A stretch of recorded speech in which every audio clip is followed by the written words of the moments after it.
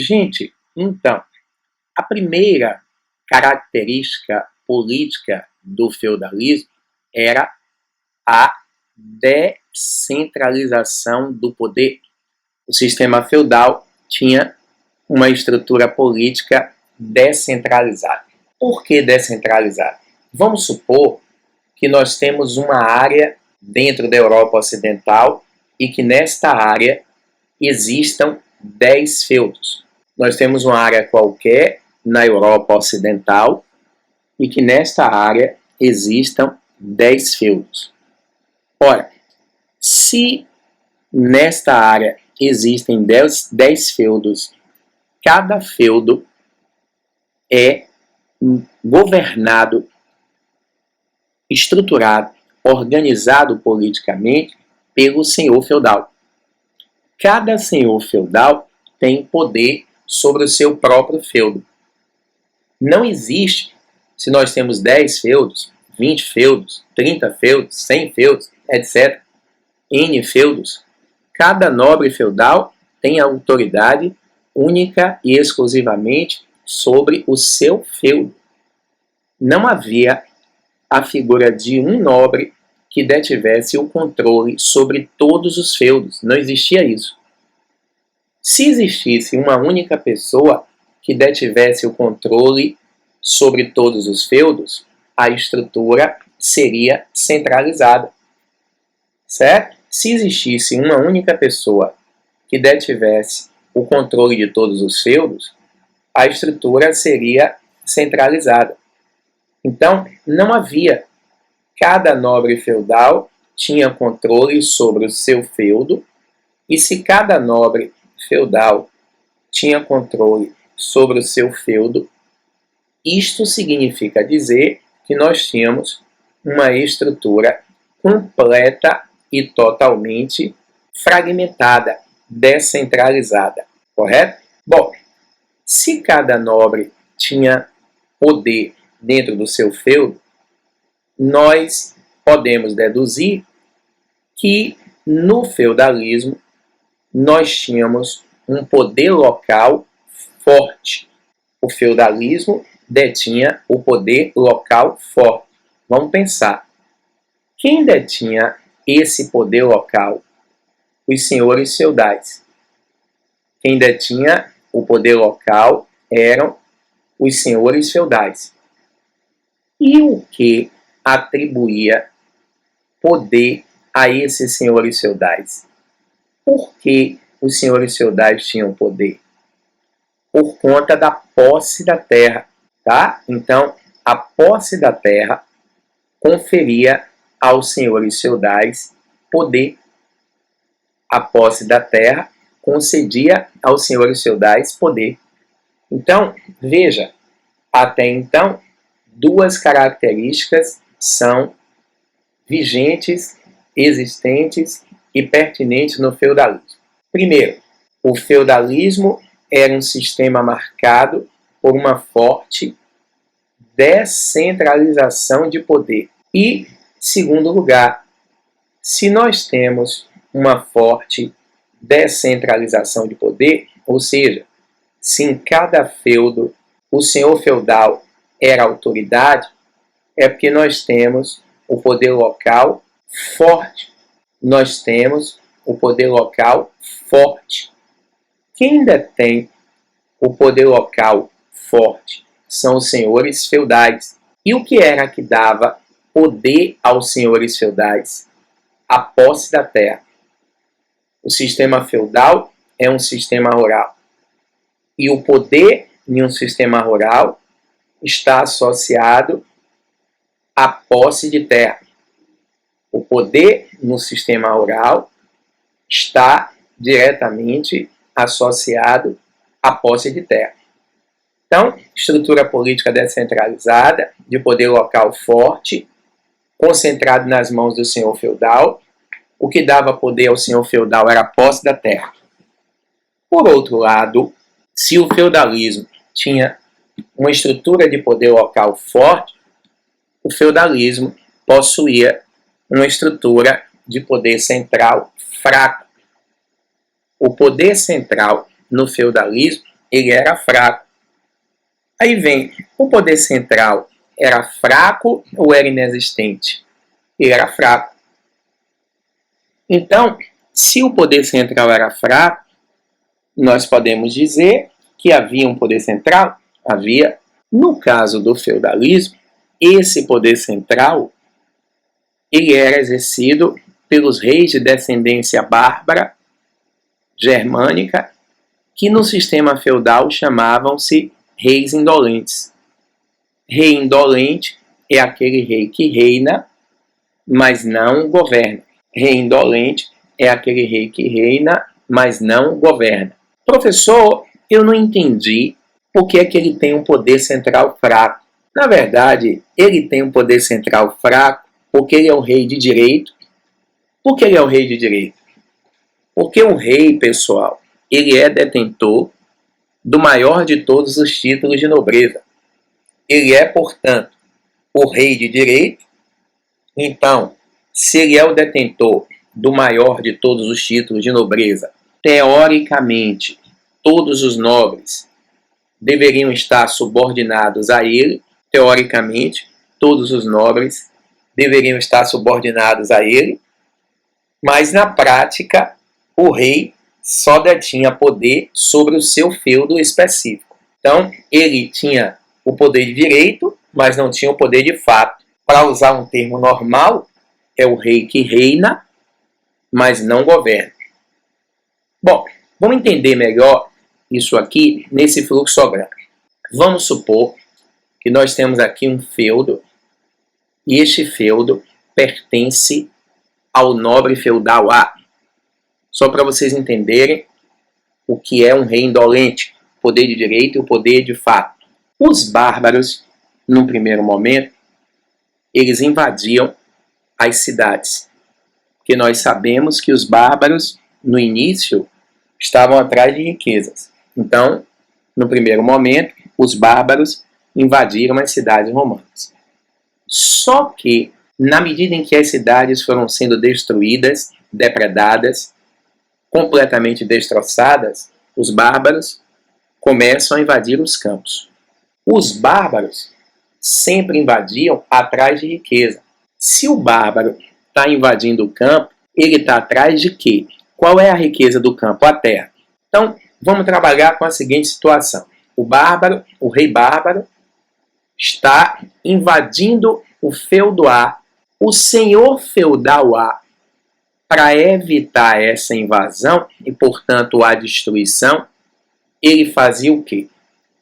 Transformava o rei no seu vassalo, o rei recebia a terra e era absorvido pela sociedade feudal como um nobre, ou seja, como classe dominante. O rei absorvia o feudo, o rei recebia o feudo e era absorvido pela sociedade como senhor feudal.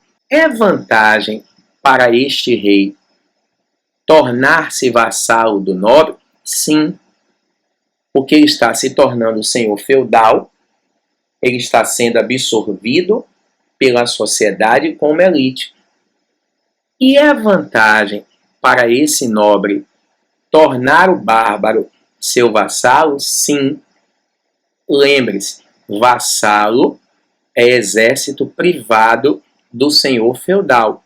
Vassalo é exército privado do senhor feudal. E uma das obrigações do vassalo é militar, de modo que, se esse nobre transformou o rei bárbaro em seu vassalo, esse nobre está obtendo, ganhando, conquistando poder militar e poder militar de qualidade. Tranquilo? Então, é vantagem para o rei, porque ele está sendo absorvido pela sociedade como elite, e é vantagem para esse nobre que está ganhando um poder militar de qualidade. Só que quando a gente fala que o rei bárbaro está invadindo o feudo A, o rei ele não vai realizar esta invasão sozinho. ele tem os seus guerreiros. Para compensar os seus guerreiros, o que é que o rei faz? Ele transforma os seus guerreiros em nobres feudais. Dessa maneira, vocês podem e devem ter percebido que os bárbaros são absorvidos pela sociedade feudal como elite. Entendeu? Por isso que nós, historiadores, dissemos que o feudalismo ele surgiu de uma fusão de elementos da cultura romana com elementos da cultura bárbara, notadamente germânica. A fusão desses elementos da cultura romana com a cultura bárbara criou uma nova cultura, a cultura feudal. Agora, nós conseguimos, nesse fluxograma, dá para a gente entender por que este rei era considerado indolente. Se ele é o rei, todos os nobres, que isso é um recorte, com certeza que é vassalo de alguém, se ele é o rei, todos os nobres deveriam estar subordinados a ele, ou seja, se ele é o rei, todos os nobres deveriam ser seu vassalo. Todos os nobres deveriam ser seus vassalos, porque ele é o rei. Todos estão a ele subordinados. Na prática, ele deveria ter o poder central, mas ele não tinha, porque o poder desse rei circunscrevia-se exclusivamente a esta área, a este feudo, certo? Então, ele tem um poder de direito, porque ele tem um título, mas ele não tem um poder de fato, porque ele não governa todos os feudos. Eu sempre costumo dizer que a gente poderia explicar tranquilamente aqui o feudalismo e nem tocar na existência desse rei. Todos nós entenderíamos tranquilamente. Poderíamos explicar o feudalismo normal e nem sequer tocar na existência desse rei. Só que a gente acha fundamental que todos vocês compreendam que existiam reis no feudalismo, reis, porque o Império Romano ele foi invadido por várias tribos bárbaras, então havia reis no feudalismo que tinham o poder de direito e não tinham o poder de fato. Por que se torna tão importante sabermos disso? Porque esses reis mais à frente, que aqui no feudalismo não têm poder, são reis que reinam, mas não governam, são reis que só têm autoridade sobre o feudo deles. Esses mesmos reis, mais tarde, vão se aliar com a burguesia, vão centralizar o poder e vão formar os estados monárquicos absolutistas. Aí você entende, esses mesmos reis que no início não tinham poder, na Baixa Idade Média, por volta do século XIV, quando as relações feudais de produção estavam sofrendo modificações com a Baixa Idade Média, esses mesmos reis vão se aliar à burguesia e, aliados à burguesia, eles montam o exército profissional, subordinam a nobreza na força ao poder deles e na hora que eles subordinam na força a nobreza ao seu poder, eles deixam de ser reis indolentes e se tornam reis absolutos. Por isso é importante que saibamos que no sistema feudal havia vários reis. E esses reis tinham o poder de direito, mas não tinham o poder de fato, certo? Eram os reis indolentes, o rei que reina, mas não governa. Tranquilo? Eu acho que dessa forma ficou bem claro o que é o rei indolente e por que o poder central é fraco. Então, eu acho que dessa forma fica bem claro por que o rei é indolente e por que o poder central é fraco. Esse mesmo poder central fraco, mais tarde, tornar-se-ia o poder central forte do Estado absoluto. E vou deixar aqui uma observação que a gente vai falar agorinha, porque tanto poder que a igreja detinha no sistema feudal, mas antes da gente abrir a questão ligada à religião, eu coloquei isso aqui para vocês destacarem. A igreja não detinha o poder central no feudalismo. Por enquanto, basta que vocês apenas guardem essa observação, que no feudalismo não havia um poder central forte. Ele era um poder central, não é teórico, era um poder fraco. A igreja não detinha o poder central no feudalismo. Guarde isso, nós vamos entender melhor, não é, quando a gente começar a explanar a questão da igreja, que é logo agora, logo em seguida. Então, pessoal, a estrutura política do sistema feudal é uma estrutura muito fácil. Sistema descentralizado, fragmentado, poder diluído entre os senhores feudais. Se nós tivéssemos 40 feudos, nós teríamos 40 autoridades diferentes. Inexistia a figura de um governante que detivesse o controle irrestrito sobre todos os feudos. Inexistia essa figura, não é? Esta figura, mais tarde, seria o rei indolente. Este rei indolente, que tinha o poder de direito, mas não tinha o poder de fato, porque ele não exercia a autoridade política sobre todos os feudos, mais tarde, lá no século XIV, este monarca aliou-se com a burguesia e, aliado à burguesia, este monarca promoverá uma centralização de poder, subordinando na força a nobreza feudal ao seu controle, construindo assim um Estado unificado, centralizado, absoluto.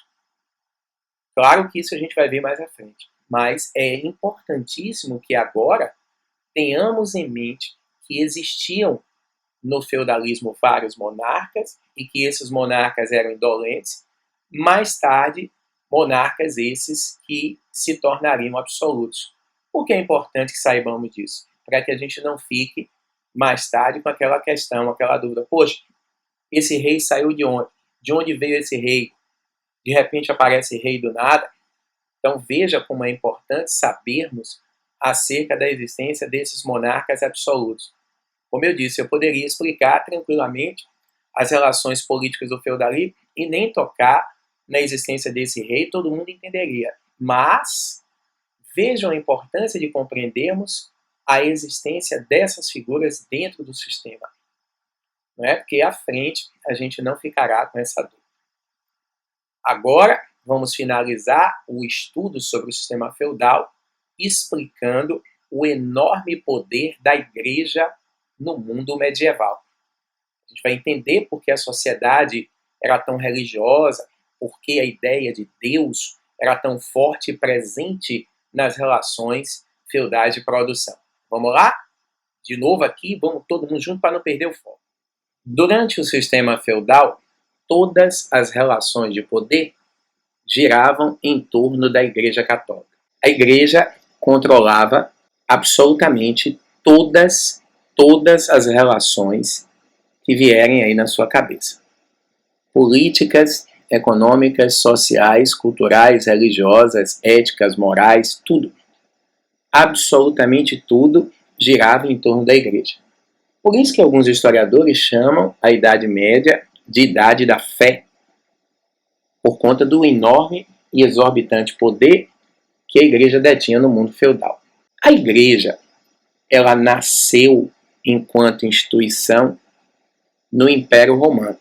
A Igreja Católica, vocês todos fiquem atentos, quando aparecer a palavra igreja na prova, somente o termo igreja é sinônimo de catolicismo. Então, a Igreja Católica, ela surgiu e se firmou como instituição, ela surgiu no Império Romano.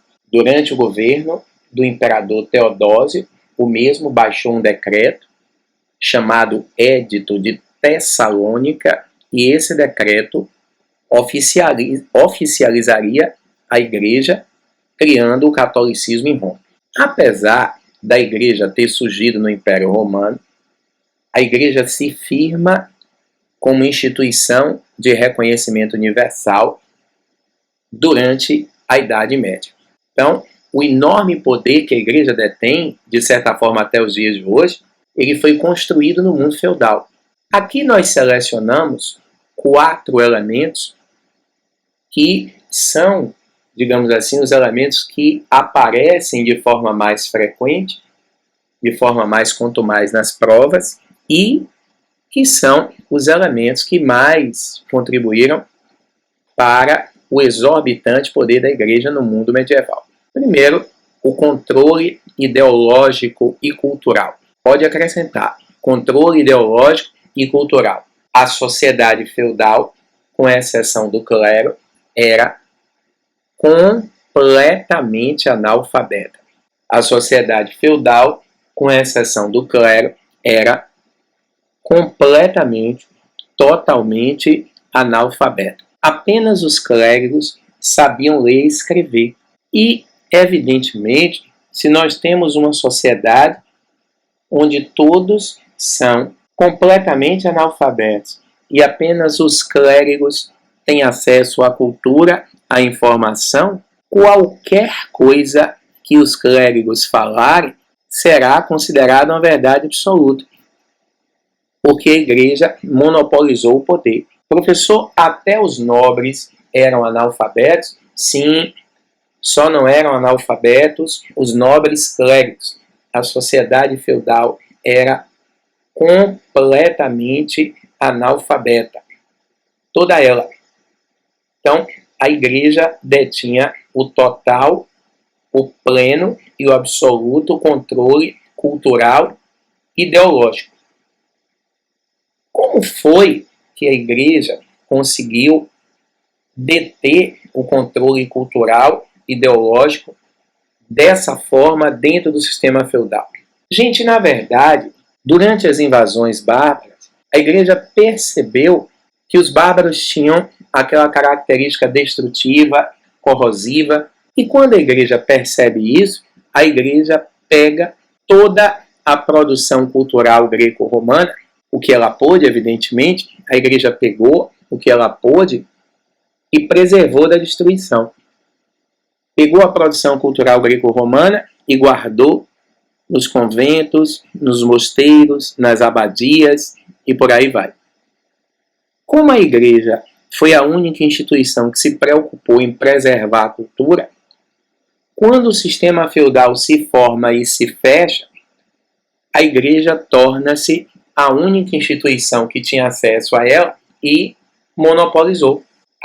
Então, professor, quer dizer que a igreja monopolizou a cultura porque foi a única instituição preocupada em preservá-la. Sim, foi por um lado um golpe de sorte, por outro lado inteligente, porque preservar a cultura sempre é uma coisa inteligente, óbvio. Mas eles estavam preservando a cultura dos bárbaros, sim. E se os bárbaros eram destrutivos, por que os bárbaros não destruíam a igreja? Porque a igreja cristianizou os bárbaros. Os bárbaros foram convertidos ao cristianismo, os bárbaros foram convertidos à fé cristã, a igreja cristianizou os bárbaros, adestrou os bárbaros, e os bárbaros vão se transformar em serviçais da Santa Sé, ou seja, em serviçais da igreja. Primeira questão é essa. Com o controle cultural, a igreja impôs, no mundo feudal, o controle ideológico. Todos os homens medievais eram teocêntricos. Todos os homens medievais eram teocêntricos. Na Idade Média, a ideologia predominante era a ideologia do teocentrismo. A palavra teos significa Deus, centrismo, no centro. Deus como centro do universo. Teocentrismo, Deus como centro do universo. Tudo que acontecia no mundo feudal, os homens achavam que era fruto da vontade de Deus. Se tudo o que acontecia no mundo medieval era considerado pelos homens como fruto da vontade de Deus, podemos identificar um conformismo muito grande. Se tudo que acontecia na sociedade feudal era fruto da vontade de Deus, evidentemente que existe aí um conformismo muito grande. Se tudo que ocorre, ocorre porque Deus quer, evidentemente que as pessoas não vão se revoltar contra nada. Porque, como nós já dissemos anteriormente, a visão de Deus que se tinha na época era o Deus vingativo, perverso, punitivo, que quando as pessoas erram, ele castiga, ele pune, ele se vinga. Então, trata-se de uma visão de Deus absolutamente contraditória com os fundamentos da filosofia cristã, mas era a visão de Deus que persistia no mundo medieval. Era a visão de Deus que persistia no mundo medieval. Gente, nós estamos na idade contemporânea. Até hoje, existem milhares de pessoas que têm essa visão de Deus. Para que uma coisa mais contraditória com a filosofia cristã do que a ideia de que o homem deve ser temente a Deus? O homem não deve temer Deus. O homem deve se sentir seguro com Deus e não temê-lo. Ora, esta característica, somente ela, já é suficiente para que entendamos o enorme poder da igreja no mundo feudal. Apenas esse elemento já é suficiente para que entendamos o enorme poder da igreja no mundo medieval. Não bastasse, além do controle político, do controle ideológico, a igreja detinha o controle político. Por isso que eu coloquei aquela observação que a igreja não detinha o poder central no feudalismo. Mas a igreja era uma instituição de reconhecimento universal. Ou seja, um padre, um bispo, um cardeal, um papa, qualquer que fosse o clérigo, ele seria reconhecido como autoridade clerical em qualquer lugar. Não é? Um bispo, um cardeal, um papa, um padre, se ele fosse num feudo A, B, C, D, E, se ele fosse em 100 feudos, ele seria reconhecido em 100 lugares. Isso significa dizer que a Igreja Católica, a Igreja, era uma instituição centralizada no mundo feudal fragmentado. E se a Igreja é uma instituição centralizada no mundo feudal fragmentado, não tem como a Igreja, não controlar as estruturas. Imagine que se algum clérigo emitisse uma ordem em um feudo, esta mesma ordem seria igualmente cumprida em todos. Como grande exemplo disso, podemos citar um imposto que a Igreja obrigava todos os cidadãos no feudalismo a pagar, com exceção deles, claro. Eles não vão cobrar deles mesmos, mas existia um imposto chamado de dízimo. Esse desarraido até hoje mantém-se o nome por tradição, mas não por obrigação. O dízimo hoje não é compulsório. Mas havia um imposto chamado dízimo que correspondia ao pagamento de 10% dos rendimentos brutos. Todos no feudalismo, com exceção do clero, pagavam 10% do bruto de tudo que eles produzissem. Por essa razão, dentro do sistema feudal, a igreja, os representantes da igreja, eles eram os mais privilegiados em termos de ter acesso ao alimento. Não é? Agora, isso não torna a igreja o poder central no feudalismo. Porque, gente, a igreja é uma instituição religiosa. Entenda, da maneira como o sistema feudal funcionava, fragmentado, descentralizado, a igreja estava se beneficiando. Se a igreja estava se beneficiando com o sistema feudal funcionando fragmentado, descentralizado, há uma tendência da igreja manter o sistema feudal dessa forma. Ademais, por que a igreja iria querer acumular para si a responsabilidade de se tornar gestora do sistema feudal, se da forma que o sistema funcionava, ela, igreja, era a principal beneficiada? Entendeu? Então não há interesse algum que a igreja acumule para si, digamos assim, mas essa função política e absolutamente desnecessária.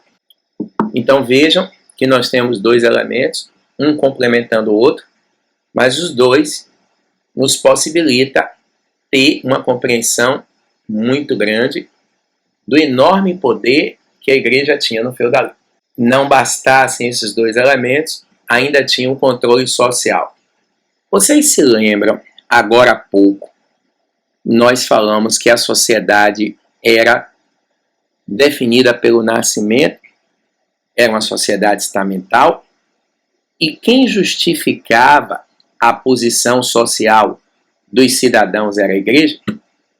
A igreja dizia se os cidadãos seriam classe dominante ou dominada, porque cada um nasce para exercer uma função que é atribuída por Deus. Então, se a igreja controla os estamentos, se a igreja justifica a sociedade, é porque ela detém um poder enorme. Evidentemente, as pessoas se conformavam, tinham aceitação com aquela condição social por conta do enorme, do exorbitante poder ideológico que a Igreja Católica detinha. Somente o poder ideológico é enorme, imagine três, né? Controle político, controle ideológico, controle social e os enviados de Deus. Observe que era impossível, praticamente impossível, a Igreja não deter o controle absoluto das relações feudais de produção. A quarta e a última causa, mas não menos importante, era o controle econômico. Era tudo. A igreja era dona das maiores e das melhores terras da Europa. Vou repetir, porque isso é deveras importante. A igreja era dona das maiores e das melhores terras na Europa. 1/3 de todas as terras da Europa pertenciam à igreja. 1/3 de todas as terras da Europa pertenciam à igreja. Se o sistema feudal é um sistema rural e o poder no feudalismo está associado à posse de terra, quem tem mais terra tem mais poder. Quem tinha mais terra? A igreja. Ela era a maior proprietária de terras no feudalismo. Como a igreja conseguiu obter tantas terras no sistema feudal? De certa forma, professor, a igreja, até os dias de hoje, detém uma quantidade de terras exorbitante. Isso é um legado do feudalismo? É. Como foi que a igreja conseguiu obter tantas terras assim no feudalismo? Aqui nós selecionamos 3 elementos que foram utilizados pela igreja de forma abusiva, daí advém o nome, práticas abusivas, e essas práticas abusivas, posteriormente, transformar-se-iam na causa religiosa da reforma, certo? Então, foi através dessas práticas abusivas que a igreja acumularia uma quantidade exorbitante de terras no mundo feudal. Primeira, a gente até falou sobre ela quando estávamos explicando a sociedade. A primeira prática abusiva chamava-se simonia. O que é a simonia? É a venda do cargo eclesiástico ou clerical. Venda do cargo eclesiástico ou clerical. O que é cargo eclesiástico ou clerical? Cargo da igreja. Cargo eclesiástico ou clerical é cargo da igreja. Certo? Então, o nobre que queria entrar para a igreja comprava o cargo. E o nome dessa compra era simonia. Venda de cargos eclesiásticos ou clericais. Como não havia circulação de moeda, quem comprava o cargo da igreja pagava como terra. A igreja trocava terra por cargo. A igreja trocava terra por carro. A simonia foi a primeira prática abusiva da igreja. O segundo elemento usado pela igreja, a segunda prática abusiva, que a igreja lançou mão para adquirir terras no feudalismo, foi a venda de indulgências. O que é que significa indulgência? Perdão. A igreja vendia o perdão dos pecados. Ou seja, a pessoa que pecasse e quisesse ter o perdão tinha que comprar. A regra é a mesma. Assim como aqueles que compravam título tinham que trocar por terra, porque não havia circulação monetária, aqueles que queriam ser perdoados também tinham que comprar o perdão com terras. E se não tivesse terra, que era o caso do camponês, porque só quem tinha terra era a nobreza. Os camponeses eram punidos com castigos corporais, que se chamavam lacerações da carne, porque a visão cristã, católica distorcida da época, defendia que o sofrimento purifica a alma. Mas os nobres acabavam dando boa parte do seu quinhão à igreja em troca do perdão dos pecados. Eu só fico imaginando um pobre, ou um nobre, perdão, se estivesse à beira da morte, na hora da confissão, o que ele não iria dizer e o que ele não iria dar para ser perdoado. A terceira prática abusiva foi a venda de relíquias sagradas. Essa é muito simples. Relíquias sagradas, pedaços de madeira da cruz de Cristo, espinhos da coroa de espinho, porque foi posta uma coroa de espinho em Jesus, pregos da crucificação. O que você imaginar, a igreja transformava em um objeto sagrado e vendia. E a regra mesmo, como não havia circulação de moeda, esses objetos sagrados eram vendidos e o pagamento era feito com terra. Então, a venda de relíquia era mais uma prática abusiva. Essas três foram as mais importantes. Como eu já disse e repito, essas práticas abusivas, posteriormente, seriam usadas como causa religiosa da reforma, contestadas pela reforma de Lutero. Com essas práticas, a igreja vai adquirindo terras em quantidade e olhe que estratégia a igreja usou para impedir que as suas terras fossem divididas. No mundo medieval, a igreja cria o celibato. Olhe bem, o celibato é uma lei católica, não é cristã. O celibato é uma lei católica que proíbe os clérigos de se casarem. Todos os representantes da igreja, pelo celibato até os dias de hoje, são proibidos de casar. Só que isso foi criado no mundo feudal. Por quê? Se os clérigos são proibidos de casar, eles não terão herdeiros.